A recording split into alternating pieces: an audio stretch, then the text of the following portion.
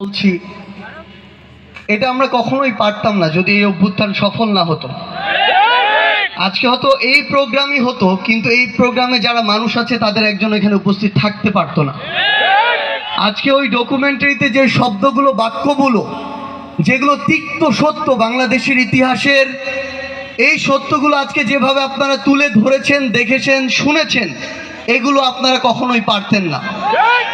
কিন্তু আমরা এতটাই অকৃতজ্ঞ যে যাদের এত বড় ত্যাগের বিনিময়ে আজকে এত বড় একটি অভ্যুত্থান হলো, আমরা অল্প কিছু দিনের পরিক্রমায় বিভিন্ন ব্যক্তিগত গোষ্ঠীগত স্বার্থের কারণে সেই সামনের সারিতে জীবন বাজি রেখে যোদ্ধাদেরকে নানাভাবে প্রশ্নবিদ্ধ করছি।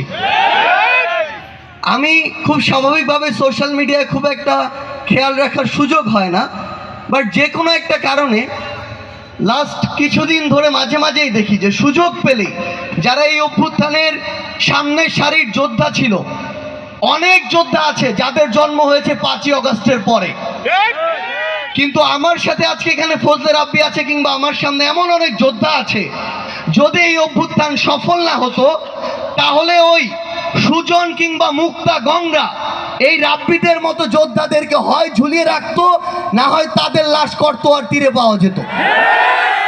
তো আমি যেই দলেরই হই না কেন, নাম নিয়ে বলছি, আমি বিএনপি হই, জামায়াত হই, ইসলামী আন্দোলন বাংলাদেশ হই, খেলাফতে মজলিস হই, হেফাজত হই, যেই দলই হই না কেন, এই রাব্বিদের মতো যারা যোদ্ধারা এই 24-এর অভ্যুত্থানে জীবন বাজি রেখে পঞ্চগড় শুধু নয় পুরো বাংলাদেশে লড়াই করেছে, তাদেরকে ন্যূনতম সম্মান দেখানোর মতো মানসিকতা আমাদের থাকা উচিত।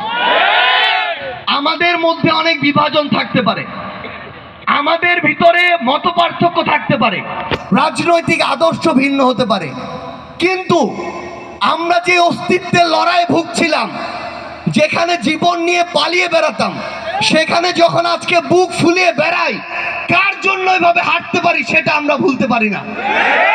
এই মানুষগুলোকে যেন আমরা মনে রাখি।